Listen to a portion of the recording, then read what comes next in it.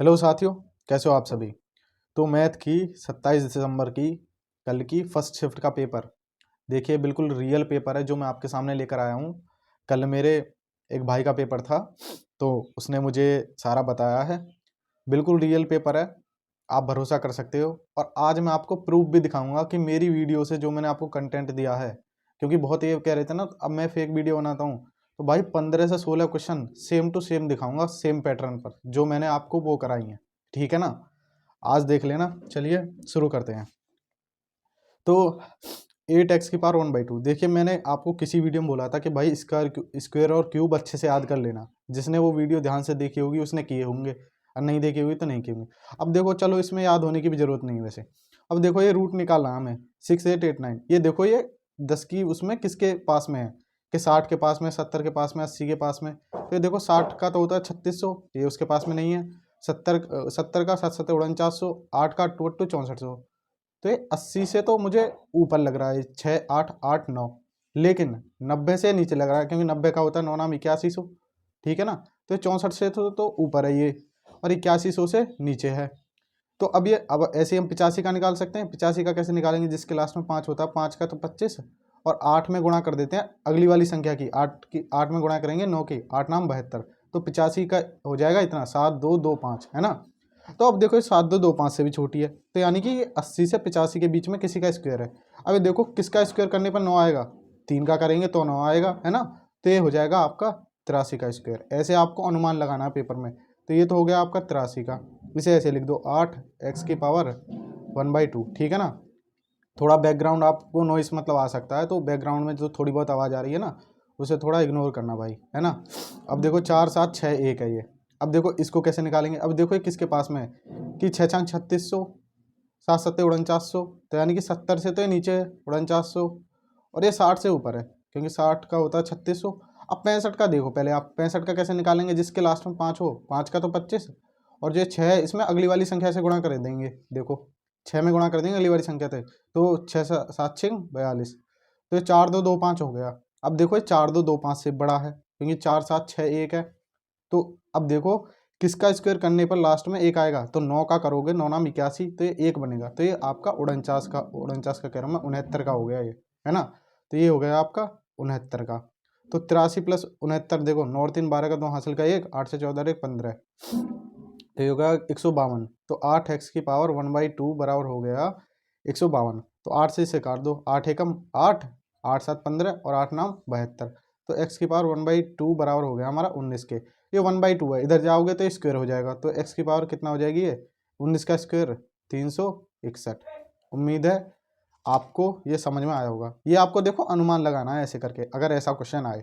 मैंने बताया था स्क्वायर क्यूब अच्छे से याद कर लेना। जिसने वीडियो पे ध्यान दिया होगा, ये क्वेश्चन समझ लो आपका हो गया होगा।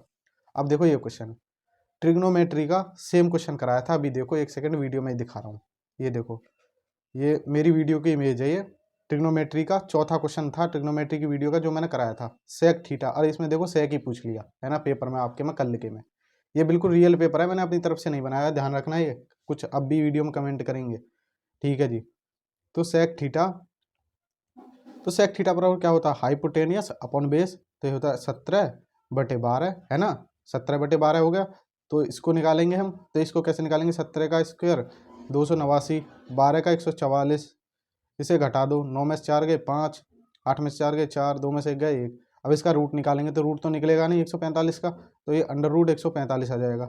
अब साइन थीटा पूछा है आपसे, है ना। तो साइन थीटा बराबर क्या होता है, क्या होता है, ये अपॉन ये, यानी कि √145 अपॉन हाइपोटेनियस, यानी कि 17। ये आपका आंसर हो गया। सेम क्वेश्चन कराया था मैंने, जिसने ट्रिग्नोमेट्री की वीडियो देखी है उसको पता होगा मेरी, है ना। अब देखो, 50 और जेड का तृतीयानुपाती 18 है। ये क्वेश्चन देखो, एक सेकंड, इस वीडियो में, एक सेकंड, कमेंट मैंने हाईलाइट की थी, पहली वीडियो ही थी मेरी। एक क्वेश्चन थर्ड प्रोपोर्शन से भी था, ये मैंने कमेंट हाईलाइट कर दी थी। इस क्वेश्चन को मैं ऐड करना भूल गया था अपनी वीडियो में, तो मैंने कमेंट हाईलाइट कर दी थी। अब देखो, सेम ही क्वेश्चन पूछा गया थर्ड प्रोपोर्शन पे, कैसे करेंगे। तो थर्ड प्रोपोर्शन होता है b² अपॉन a, यानी कि z² अपॉन a, यानी कि 50। इसका मान दे रखा है हमें 18। तो z² बराबर क्या हो गया, 18 × 5 = 90, यानी कि 900, है ना। तो z का मान क्या हो गया आपका, z का मान हो गया भाई 900 किसका है, 30 का। तो z का मान हो गया आपका 30। देखो आपसे थर्ड प्रोपोर्शन भी पूछ सकता है, मतलब तृतीयानुपाती भी, है ना, चतुर्थानुपाती भी, कुछ भी पूछ सकता है। अब देखो इंग्लिश वालों के लिए भाई ये मैंने इंग्लिश में लिख दिया है, मतलब बाइलिंगुअल है, तो वो बहुत बच्चे कहते हैं कि भाई तुम इंग्लिश में नहीं लाते, तो मैं लिख के लेके आया हूँ आपका। और देखो अब ये क्वेश्चन, सेम क्वेश्चन, एक सेकेंड रुको, सेम क्वेश्चन ये इस टाइप का अभी दिखा रहा हूँ, पहली वीडियो में ही कराया था, ये देख लो, एक सेकेंड, ये रहा आपका, ये वाला क्वेश्चन कराया था, बस इसमें इससे ये कट रहा था, बस मतलब कॉन्सेप्ट सेम है इसका भी। तो कैसे देखो, ए स्क्वायर माइनस बी स्क्वायर है ये, तो इसका फॉर्मूला क्या होता है, ए स्क्वायर माइनस बी स्क्वायर बराबर क्या होता है, तो ए प्लस बी इंटू ए माइनस बी, ठीक है ना, ए प्लस बी ए माइनस बी होता है, तो ए प्लस बी तो है ही, इससे तो ये कट ही जाएगा, ये बचेगा ऊपर ए माइनस बी, यानी कि 100.5 में से हमें 79.2 घटाना था। अब देखो ये क्वेश्चन ऑप्शन ऐसे दे रखे थे इसमें, इसको आपको पूरा भी करने की जरूरत नहीं थी, बस 5 में से 2 घटा के डायरेक्ट यूनिट डिजिट देखते 3, ये आपका आंसर हो जाता, है ना। इसको घटाओगे तो ये 21.3 ही आएगा। तो कुल मिलाकर आप ऑप्शन देख के ही इसको क्वेश्चन को उड़ा सकते थे। बाकी चलिए अगले क्वेश्चन की तरफ चलते हैं। देखो अब भाई कुछ, देखो अब मैं आज आपको प्रूफ दिखाऊंगा कि ये क्वेश्चन मैंने कराया था कि नहीं। कल मैंने CISI की वीडियो डाली थी, है ना, सेम क्वेश्चन देखना, बस 10% रेट है, यहाँ पर 6% है, राशि यहाँ पर 25,000 है, 7500 है ना, टाइम 2 साल है, यहाँ पर भी 2 साल है, यहाँ पर भी मैंने मिश्रधन करवाया था, यहाँ पर भी मिश्रधन पूछा है, कल ही मैंने वीडियो डाली थी ये, ठीक है ना। तो ले ये लो प्रूफ इसका भी। तो अब देखो इसको कैसे करेंगे भाई, या तो आप ऐसे कर दो ट्री मेथड से कि 7500 की धनराशि है, 6% है ना, 6/100 समझ लो, है ना। तो या तो ऐसे कर लो 75, ये कितना हो जाएगा 75 गुणा 6, दो मेथड से बताऊंगा आपको, ठीक है ना। फिर दोबारा 6%, 75 गुणा 6, ऐसे कर लो, फिर इसका 6%, यानी कि 75 गुणा 6 ऐसे करके देख लो आप इसे। तो 25×3 = 75, 25×4 = 100, तो ये 2 से फिर 3 बार कटेगा, फिर 2 से 3 बार, 3×3 होती है 27, तो ये आ जाएगा यहाँ पर 27। तो अब ये टोटल कितना आया आपका CI निकल के आया 75, 6 और 6 ये जोड़ेंगे तो 12 हो जाएंगे, 75 गुणा 12 प्लस 27, एक सेकेंड, ठीक है ना, 75 गुणा 12 प्लस 27। अब देखो 75 में 12 गुणा करो तो 75 जैसे हम के 750, और 75 दूनी 150 प्लस 27, इन तीनों को ऐड कर दो तो CI आपका निकल के आ जाएगा 7, ये हो गया 5 5 10, 2 12 का 2 हासिल का 1, 7 8 और 1 9, तो 927 आपका CI आ गया।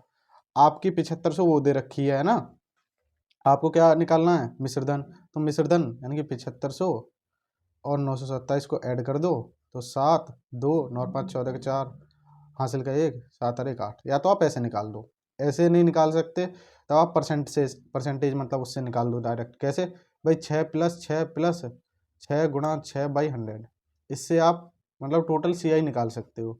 जब टोटल CI आप निकाल सकते हो, 6×6 = 12, तो ये हो गया, और 36 और भाग 100 यानी कि 0.36%, तो 12.36% आपका टोटल ब्याज आ गया यहाँ से। तो 7500 का आप 12.36% निकालो, तो वो आपका क्या आ जाएगा, वो आपका आ जाएगा क्या CI। तो 2 जीरो से 2 जीरो खत्म, अब ये पॉइंट पॉइंट हटाओ, 2 जीरो नीचे बढ़ा लो, तो 25×3 = 75 और 25×4 = 100, है ना। तो 4 से काटो, 4×3 = 12, जीरो 4×9 = 36, अब 3×3 = 309, है ना, तो 9×3 = 27 और 3×3 = 9, तो देखो 927 यहाँ से आया था, 927 यहाँ, यानी कि आप कोई से मेथड से कर सकते हो। मैंने दोनों इसलिए बताया क्योंकि फिर वीडियो में कुछ कमेंट करते हैं कि भाई मैं तो इससे करता, मैं तो इससे करता, तो आप किससे भी कर सकते हो, वो एग्जाम के मतलब डाटा पर डिपेंड करता है, मतलब आप कैसे करोगे। अब देखो समांतर माध्य का क्वेश्चन, सांख्यिकी वाली वीडियो खोलना, ऐसे क्वेश्चन कराए थे या मैंने नहीं कराए थे, ठीक है ना। अब देखो इसमें समांतर माध्य पूछा था, कैसे निकालेंगे, पहले तो सबका जोड़ कर दो और टोटल संख्या से भाग दे दो, 1 2 3 4 5 6 7 8 9 10, 10 संख्याएं हैं, 10 संख्याएं हैं, उनका सम कितना है माध्य बराबर, यानी कि सम कितना है उनका वो देखो। सम कैसे निकालेंगे भाई, 8 से 14, 9 और 4 13 23, 5 28, 29 30 31, 5 36, 37 38 39, 39 और 6 45, 45 और 10 55 में से गया 54, 54 और 6 60, 60 का जीरो हासिल का 6, 6 और 5 11, 12 13, 4 17 ना भाई, 6 और 5 11, 12 13, 13 4 17, 18 19, 9 और 4 23, 23 और सात 30, 5 35, 35 8 5 13 43 और 6 49 और 7 56, यानी कि 560। तो इससे ये कट गया तो आपका 56 आपका वो आ गया माध्य। ठीक है ना, कुछ नहीं था इस क्वेश्चन में।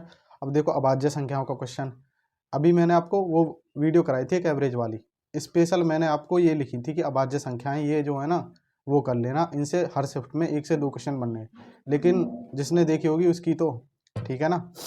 तो अब देखो, अब मैं आगे से प्रूफ नहीं दिखाऊंगा, कुल मिलाकर के 16 से 17 क्वेश्चन आपके पेपर में एज इट इज आए हैं, जो मैंने आपको कंटेंट दिया था उससे। तो देखो, वे दो अभाज्य संख्या ज्ञात कीजिए जिनका गुणनफल 30 से छोटी, यानी कि अभाज्य संख्याएं होनी चाहिए दोनों, और गुणनफल 30 से छोटी सबसे बड़ी सम संख्या होनी चाहिए। तो अब देखो भाई, 30 से छोटी पहले सम संख्या क्या होती है, या तो 28 होती है, उससे छोटी 26 होती है, लेकिन आपको क्या करना है, उनका गुणनफल बताना है, लेकिन वो दोनों प्राइम होनी चाहिए। अब देखो 28 का अगर यदि हम वैसे भी देखें तो 7 चौक होता है 28, है ना। तो इसमें तो प्राइम पेयर, वैसे भी इस क्वेश्चन को तुम ऑप्शन की तरफ से देखो भाई, देखो 7 दूनी 14, इसका वो बनना है 14, सम तो है लेकिन 30 से बिल्कुल छोटी होनी चाहिए। देखो 7 या 21, ये सम ही नहीं बननी। अब देखो 13 दूना 26, अब देखो ये 30 से तो छोटी संख्या है, और इसके जो गुणनफल हैं, मतलब जो संख्याएं दोनों, वो अभाज्य भी हैं। तो आपका यही आंसर हो जाएगा, ऑप्शन में यही दिया था आपका बिल्कुल, तो मैंने वही ऑप्शन डाले हैं जो आपके एग्जाम में थे, है ना। तो इसका 26 आंसर था, मतलब 2 गुणा 13 आंसर था, है ना। तो 7 क्वेश्चन हो गए हैं आपके। चलिए आपके 1 सेकंड, 8वें क्वेश्चन पर चलते हैं। तो 8वां क्वेश्चन, 1 सेकंड,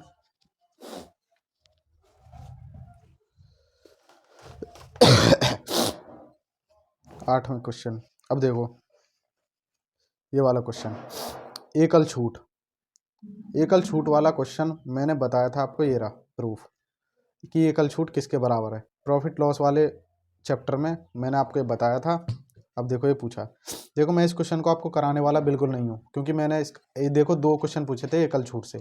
क्या फॉर्मूला लगाना है, देखो या तो लगा दो a + b माइनस AB/100, इसको 2 बार लगा दो, या फिर अगर ये डाटा छोटा दे रखा हो तो एक फार्मूला और होता है a + b + c minus AB + BC + CA/100 होता है, प्लस ABC बटे ये 10,000 होता है। या तो इसे लगा दो, या फिर आप क्या करो, एक और तरीका होता है छूट निकालने का। भाई 2% की छूट दी, यानी कि 100 है तो 98 बची, फिर 8% की छूट दी, यानी कि 100 है ना, तो फिर 92 बची, फिर 15% की छूट है, 100 है यानी कि 85 बची। तो आप जो आपको अच्छा लगे उससे आप करना, आंसर बताना इसका कमेंट में कौन सा है। एक ये क्वेश्चन, ये भी मैं नहीं कराने वाला, है ना। इसको भी आपको a + b माइनस AB/100 से मुझे कमेंट में बताना है। भाई a की जगह 6 रख देना और b की जगह 9 रख देना, आपका आंसर आ जाएगा। अब देखो ऐसा क्वेश्चन भी मैंने आपको बताया था, है ना। तो सॉल्यूशन, ठीक है, सॉल्यूशन देखते हैं हम इसका। भाई p + q किसी काम को 5 घंटे में करते हैं, 5 में, p अकेले उस काम को 6 घंटे में करता है। ठीक है जी, एलसीएम निकाल दो, 6 पंजा 30, 5 छंग 30, 6 पंजा 30। अब देखो p की 5 है तो q की कितनी हो गई, 1 है ना, q की कितनी हो गई, 1।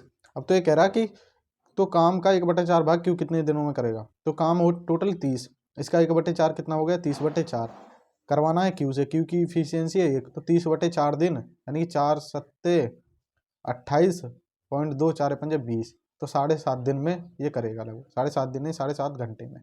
ठीक है ना। तो चलिए अब 11वें क्वेश्चन की तरफ चलते हैं।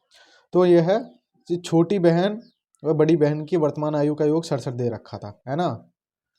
ठीक है, 5 साल पहले बड़ी बहन की आयु छोटी बहन की आयु की दोगुनी थी, तो बड़ी बहन की वर्तमान आयु क्या है, ये पूछा था। ये मैंने इंग्लिश में आपके लिए लिख दिया है। चलिए इसका सॉल्यूशन देखते हैं कैसे करेंगे इसे।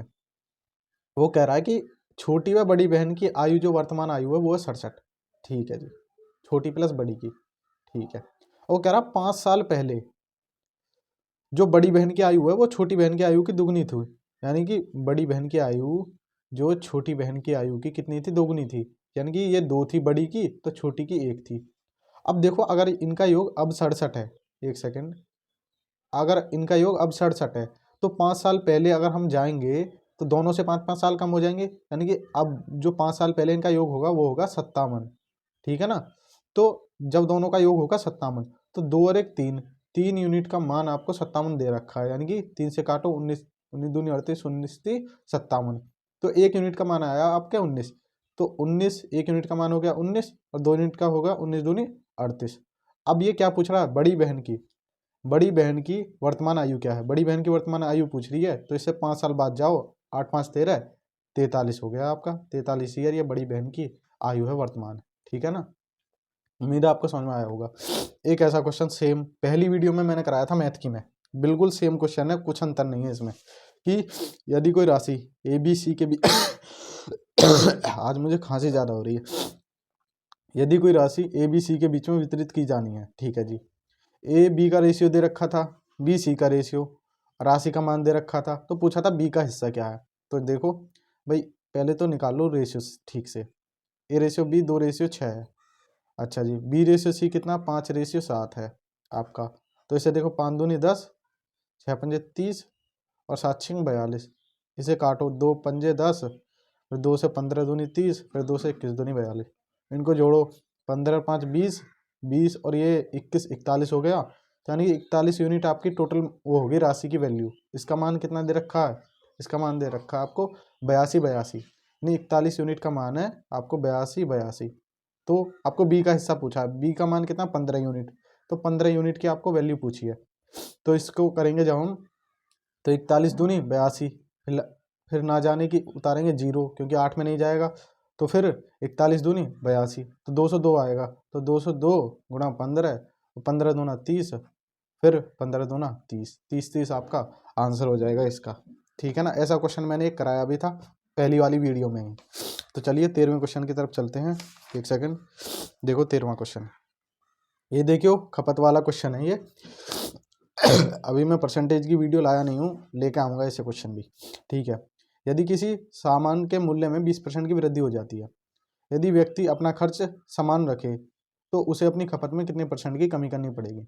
देखिए ऐसे क्वेश्चन को करने के लिए मैंने वैसे आपको एक चीज़ बताई थी किसी वीडियो में, शायद प्रॉफिट लॉस की में, एक्सपेंडिचर बराबर होता है प्राइस गुणा कंजप्शन। ठीक है ना, ठीक है, यानी कि अगर आपका खर्च समान है ना, तो इनका रेशियो उल्टा हो जाएगा, इसका रेशियो उल्टा हो जाएगा, खर्च समान है यानी कि इसमें 20% की वृद्धि हो रही है, 20% का मतलब हो गया कोई चीज़ 1/5, यानी कि वृद्धि का मतलब होगा 5 से 6 हो गई वो, है ना भाई, 5 थी तो 6 हो गई, तो अब खपत क्या होगी, खपत 6 से 5 हो जाएगी, खपत हो जाएगी इसकी उल्टी, यानी कि खपत हो जाएगी क्या 6 से 5, 6 से 5 का मतलब क्या हो गया, एक की कमी होगी कितने पर, 6 पर, गुणा 100, तो 1/6 गुणा 100, तो ये 16.66% आपका आंसर हो जाएगा। ठीक है ना, देखो एक ऐसा क्वेश्चन पूछा गया था बिल्कुल, कि a + b बराबर दे रखा था, कोई संख्या है उसका मान 74, a - b बराबर 12 दे रखा था, तो पूछा था मतलब छोटी व बड़ी संख्या का अनुपात ज्ञात कीजिए, जहां a व b दो संख्याएं हैं, यानी कि a व b आपकी दो संख्याएं थी, a बड़ी थी b छोटी थी, तो आपसे पूछा था छोटी संख्या अपॉन बड़ी संख्या का रेशियो बताओ। कभी भी आपको ऐसा क्वेश्चन आए जब आपको a + b और a - b दे रखा हो, तब छोटी संख्या कैसे निकालते हैं, घटा के आधा कर दो, यानी कि जो भी दे रखा है ना ये दोनों, इसे घटा के आधा कर दो, तो इसे घटाओ पहले, 4 में से 2 गया 2, और एक क्या 7 में से 1 गया 6, तो 62, 62 का आधा कितना हो गया 31, 31 लिख दो ऊपर। ठीक है, अब बड़ी संख्या निकालनी हो जब उसे जोड़ दो, जोड़ के आधा कर दो, यानी कि 4 और 2 6, और जी 7 और 1 8, यानी 86, अब 86 का आधा कितना हो गया 43, तो 31/43 आपका आंसर हो गया। इतना ही था ये सवाल, है ना। अब देखो ये क्वेश्चन थोड़ा अच्छा था, ये एग्जैक्ट परसेंटेज देखो जितनी मुझे पता चली, एक तो उसमें 55 दे रखी थी जो मुझे बताया था उसने, कि एक 70 दे रखी थी, है ना, एक 50 दे रखी थी शायद, ये पता नहीं कुछ और थी, पर मैंने ये 40 ले लिए, चलो ये बोल रहा था कि 4% दे रखी थी, ऐसा ही क्वेश्चन था बिल्कुल। तो ठीक है करते हैं, देखो देखो अगर परसेंटेज इसमें डायरेक्ट 100 से बन जाए तो 100 से कर लो, वरना रेशियो से कर सकते हो आप इसे। दो टाइप बताऊंगा मैं इसे, मतलब दो तरीके से बताऊंगा करने के लिए। देखो पहले आप 100 मानो, 70% की कमी की गई, तो यानी कि बचा कितना, 70 की कमी कर दी तो 30 बचा। ठीक है जी, उसके बाद 40% की कमी की गई, 40% का मतलब होता है 2/5, तो यानी कि बचा कितना होगा 3/5 बचा होगा, यानी कि 2/5 की कमी कर दी, 3/5 बचा, तो 5 से 5 6 30, और 6 3 18, यानी कि 18 बचा ये। आगे देखो 50% की कमी कर दी, यानी कि आधे की कमी कर दी तो आधा बचा, यानी कि इसमें से आधा कम कर दो, यानी कि 9 घटा दो तो ये 9 बचा। फिर उसके बाद 55% की वृद्धि, 55 का मतलब होता है 55% का मतलब होता है 5 से 11 पंजा 55, 5 से 20 पंजा 100, यानी 11/20 की वृद्धि। यानी कोई चीज़ पहले 20 थी तो 20 और 11 कितना 31 हो गई, तो यानी कि 9 गुणा कितना 20/31 हो गई है फाइनल वैल्यू जो आपकी। ठीक है, तो 9 एकम 9, 9 तिया 27, यानी कि 279/20। और जब इससे इसको आप भाग दोगे तो ये करीब करीब आएगा, मैंने करके देखा था 13.95 के आसपास आएगा, है ना। तो जब इसे आप घटाओगे ना तो ये 86.05 आपका आंसर आ जाएगा इसका परसेंटेज में, यानी कि इतनी इसकी वैल्यू कम हो गई ओवरऑल। लेकिन अगर आप ऐसे नहीं करना चाहो इसे, आप कैसे करोगे फिर? भाई 70% दे रखा है आपको, 70% का मतलब होता है 7/10, इतनी कमी हुई, ठीक है लिख दो। 40% की कमी हुई, 40% का मतलब -2/5, ठीक है लिख दो। 50% की कमी हुई बाद में, 50% का मतलब होता है 1/2 की कमी होगी। फिर 55% की वृद्धि होगी, 55% का मतलब क्या हो गया 11 प्लस के 11/20, 5 से 11 पन्ना 55, 5 से 20 पंजा 100, ठीक है। अब देखो 7, ये 10 है तो 7 घट गए तो 3 बचे, 5 है 2 घट गए तो 3 बचे, ये 1/2 बचे, ये 20 है, ये कितने हो गए 31 हो गए। अब इनकी गुणा कर लो, सबकी ऊपर वाले की गुणा कर लो, फिर जो अंतर आए ना उसकी घटा के परसेंटेज निकाल लो, वो आपका आंसर आ जाएगा, ठीक है ना। उम्मीद है आप कोई से मेथड से भी कर लेना, या तो ऐसे डायरेक्ट कर लेना या ऐसे कर लेना, किसी से भी कर लेना, हो जाएगा आपका। 15 हो गए। चलिए 16वें क्वेश्चन की तरफ चलते हैं। देखो एवरेज स्पीड से, पहली वीडियो में मैंने आपको बताया था कि एवरेज स्पीड से एक तो ये वाला 2v1 v2 और v1 plus sorry 2v1 v2, एक सेकेंड, 2v1 v2 और v1 प्लस v2, ये वाला है ना, या फिर डायरेक्ट एवरेज स्पीड से क्वेश्चन आपका आ रहा है आपके मतलब एग्जाम में। तो अब देखो भाई 300 मीटर के दो समान चक्करों को एक व्यक्ति लगाता है, मतलब 300 मीटर के 2 चक्कर लगाता है वो, पहले चक्कर को 50 सेकंड में, दूसरे चक्कर को 100 सेकंड में लगाता है, तो उसकी औसत चाल पूछी थी। तो एवरेज स्पीड बराबर क्या होता है, टोटल डिस्टेंस बटे टोटल टाइम। टोटल डिस्टेंस कितनी है 300, 300 दो बार लगाए तो वो होगी 600, टाइम कितना भाई 100 और 50 यानी कि 150 सेकंड, काट दो 15 चौका 60, 4 मीटर पर सेकंड आपका आंसर हो जाएगा। इतना ही था ये सवाल पेपर में, ऐसा ही पूछा था। अब देखो एक व्यक्ति, ये भी एवरेज स्पीड से था, बिल्कुल सेम क्वेश्चन कि 100 मीटर की दूरी 25 सेकंड में, फिर अगले 50 मीटर की दूरी 35 सेकंड में, फिर 500 मीटर की दूरी 40 सेकंड में तय करता है। तो पूरी यात्रा की औसत चाल अभी मैंने आपको बताया कैसे निकालते हैं भाई, तीनों को ऐड कर दो, 500 500 1000 और 1100, तो 1100 मीटर हो गया आपका। टाइम देखो भाई 35 और 25 कितने हो गए, 30 और 20 50 60 और 40 100, तो 100 हो गए आपके 100 सेकंड, तो इससे ख़त्म, तो 11 मीटर पर सेकंड आपका आंसर हो जाएगा। 17 क्वेश्चन हो गए, ये लगा लो 16 से 17 क्वेश्चन जो मैंने आपको कंटेंट कराया उससे आए हैं, मतलब कुल मिला के 17 हो गए। तो अब हम 18वें की तरफ चलते हैं। देखो ये क्वेश्चन थोड़ा अच्छा था, ये क्वेश्चन मुझे एग्जैक्ट पता नहीं चला मतलब इसके डिजिट, पर ये क्वेश्चन इसी टाइप से पूछा था।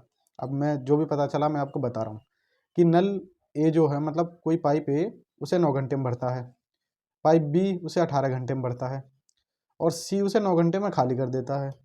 यदि तीनों नलों को 4 घंटे के लिए खोल दिया, है ना, फिर सी को बंद कर दिया जाता है ना, 4 घंटे बाद सी को बंद कर दिया, तो पूछा पूरा टैंक कितने समय में भरेगा।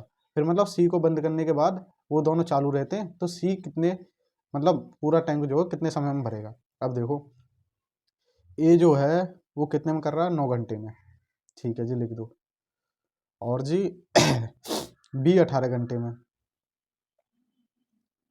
सी कितने में खाली कर रहा है 9 घंटे में।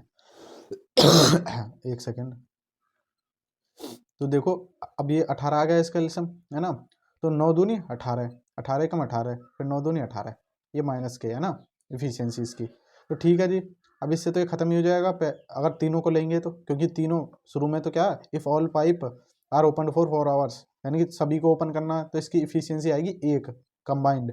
तब इसको 4 घंटे के लिए ओपन करेंगे तो 4 यूनिट काम होगा हमारा, जब 4 यूनिट काम होगा तो 18 में से 4 जाएंगे तो कितना बचा 14, तो यानी कि अब हमारा 4 घंटे काम हो चुका है, इधर लिख लो मैं 4 घंटे काम हो चुका है, लेकिन काम हमारा 4 यूनिट हुआ था तो बचा कितना 14 यूनिट। अब 14 यूनिट काम कौन करेगा, ये ए और बी मिलकर, ए की इतनी है 2, बी के 3, 2 और 1 3, 3 इफिशियंसी के साथ, तो इतने घंटे में करेंगे 14/3 घंटे में। तो एक तो 4 घंटे थे प्लस 14/3 घंटे थे, तो अब जोड़ दो इन्हें, 4 या 12, 12 प्लस 14/3, तो ये कितना आंसर आ जाएगा आपका, 14 12 26/3 घंटे, ये आपका आंसर हो जाएगा। ठीक है ना। अब देखो अभाज्य संख्याओं का एक और क्वेश्चन, मैंने आपको स्पेशल वीडियो में चार्ट इसलिए दिया था ताकि आप उसे याद कर लो, है ना। अब देखो ये क्वेश्चन वैसे ऑप्शन से हो जाता, देखो यदि दो अभाज्य संख्याओं का योग 24 था, है ना, गुणनफल 143 था, तो वे संख्याएं क्या होंगी। अब देखो पहले तो इसे ऑप्शन से डायरेक्ट देख लो, योग देखो 12 और 12 24 बन रहा, ठीक है, लेकिन भैया ये तो अभाज्य तो है ही नहीं, 12 12 अभाज्य थोड़ी ना है ये संख्या, तो पहला ऑप्शन खत्म। 9 और 7 इसका तो योग ही 24 नहीं बनना, 9 और 7, है ना। इसका देखो 11 और 13 इसका तो योग बनना भाई 24, है ना, 3 और 1 4 24 बनना इसका, 9 और 7 16 इसका भी योग 24 नहीं बनना, तो आपका यही ऑप्शन था। इसकी जब जवाब गुणा करोगे ना 11 और 13 की, तो 13 दिशाओं के 130 और 13 कम 13, तो ये 3 4 1, तो 143 आपका गुणनफल भी बनना था, तो आपका 11 और 13 ही आपका इसका सही आंसर था, है ना। तो चलिए चलते हैं अगले क्वेश्चन की तरफ। अब देखो चुनाव वाला क्वेश्चन थोड़ा सही था, मतलब इसमें डिजिट सही दे रखी थी।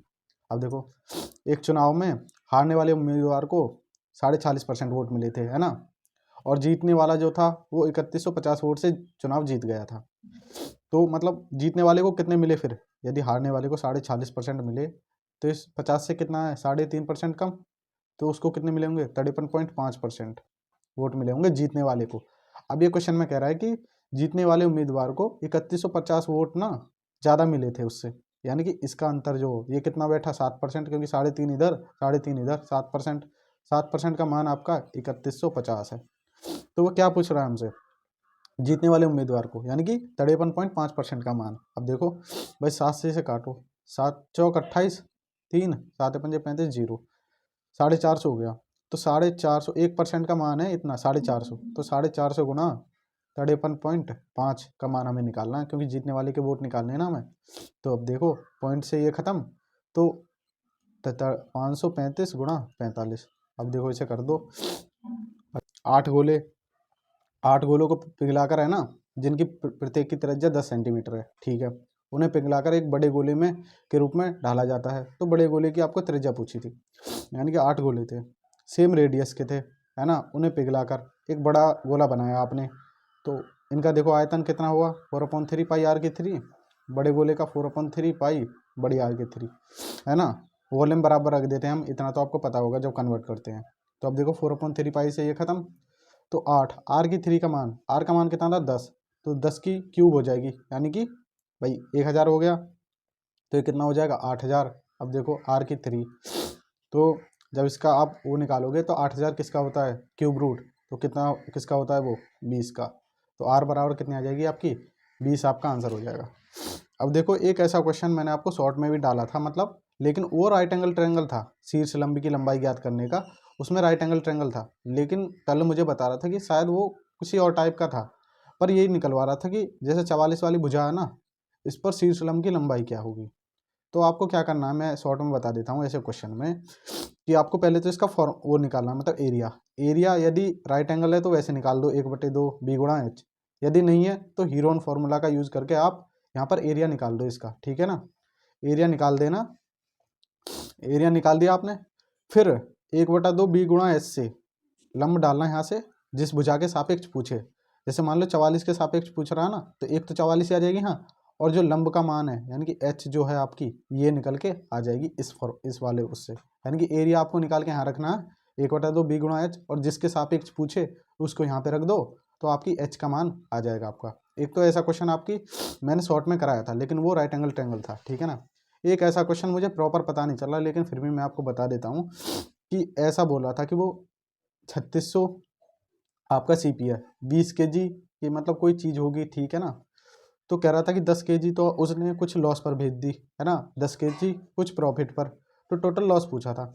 तो इसको आप कर लेना, वैसे भाई 3600 का मतलब हो गया भाई 1800 की दोनों चीज़ हो गई, ये सीपी में 1800 रुपये की दोनों चीज़ हो गई, क्योंकि 20 केजी है ना टोटल, तो 1800 की ये होगी, 1800 की ये 20% के लाभ, मतलब इसने हानि पर बेच दी, इसने क्या हुआ ये 10% के प्रॉफिट पर बेच दी, तो टोटल आपको 10% का क्या हो जाएगा लाभ हो जाएगा, उसको आप निकाल लेना।